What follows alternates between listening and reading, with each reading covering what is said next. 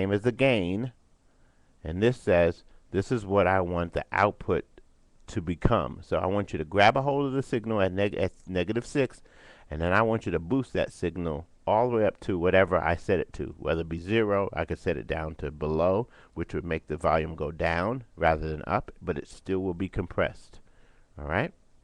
So this is where we're having, I think we're not really learning how to use compression because we're putting, we're relying on these presets.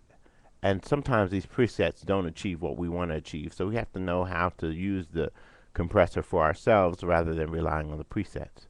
All right, now watch this. I'm going to go ahead and play that vocal. Don't stop now. Don't stop now. Don't. All right, now what's going to happen is you're going to see how it's banging. I mean, that thing is already kicking in because that vocal is so loud. All right. So let's say we bring it down here. I'm going to bring it down to -12 and then bring my out to -9. Let's see what happens. Don't stop now. Don't stop now. So that's what's called overly compressed. You can hear how the compression kicked in at a low volume and it held the volume down. It actually made the volume go lower. So this would be important if you have a loud passageway in your song or in some kind of vocals and you want to drop it down just a little bit. Okay? So that's how you would do that. And on your Fruity compressor, which has the same things, all you would do is just set the threshold and the gain the same way.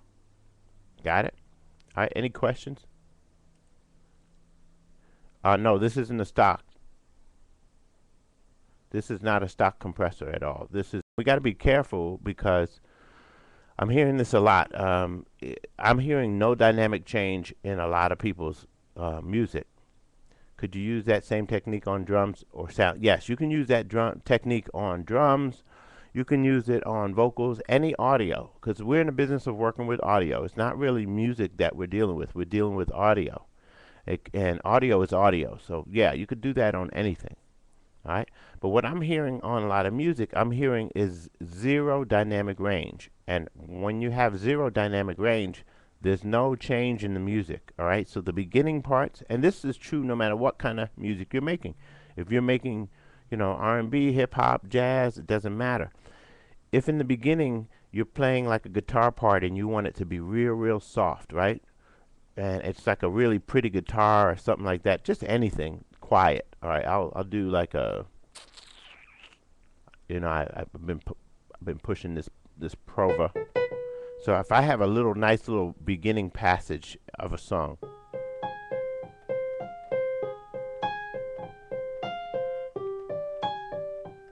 something like that, and I want that to be really quiet, and there's a little string come in and all that stuff, and then my beat drops and it's just bananas. My beat is really hot, right? Well, let me show you how I would use compression in that scenario. Here's how I would use the compression. All right. First of all, it's probably going to be really low, maybe around -18. I don't want to bump that compressor. I don't want to bump the volume up to -1 because it's going to be the same volume as the loud parts on my music, and I really want to have a distinction in the dynamic range. So I would bring my out ceiling down a little bit. All right. Now I'll play something real quick and just record just a little piano part just to kind of show you what I'm talking about. All right, that sucks. Let me do it one more time.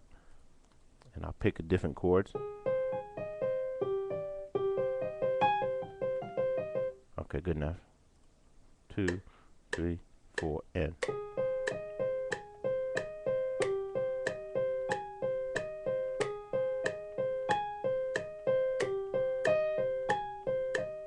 All right, good enough. All right, so I'm going to take that as my pattern.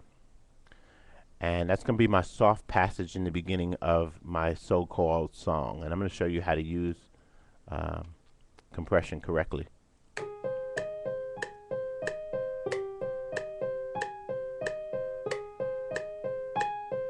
All right, I need to quantize that because I didn't have it set at the right quantization. And I'll do it right now. Cool. Here we go. Play back.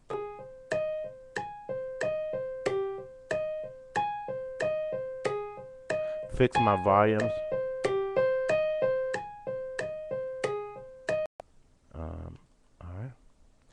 And what I'm going to do is set my threshold on that compressor. We already saw that it was hitting. Let's play it again if we need to see it one more time. The good thing about FL Studio, it has these lines that shows you where the last volume point was. So I'm going to set the compressor somewhere around 16, negative 16, the threshold. And I'm going to put my out now. Now you can already hear the improvement of the volume, all right? But that's where you guys, and myself included, not trying to point the finger, but when I hear a lot of the tracks out there on YouTube and all these places, that's where it stops. We put the compressor on it and we stop, and we're not really thinking about what we're doing, all right? So, and here's what we really should do in this case. Instead of leaving the ceiling the way it is, because it's just raising the volume, we should and it's funny how we're just impressed with just wow, or, wow, compression, wow. And once you get past the wow, we have to start getting to the point with as to how we use it, right? And how we should use it on this point is we should bring our out down, because we still want that to be a quiet part, right? Maybe bring it down to -9. Let's hit playback.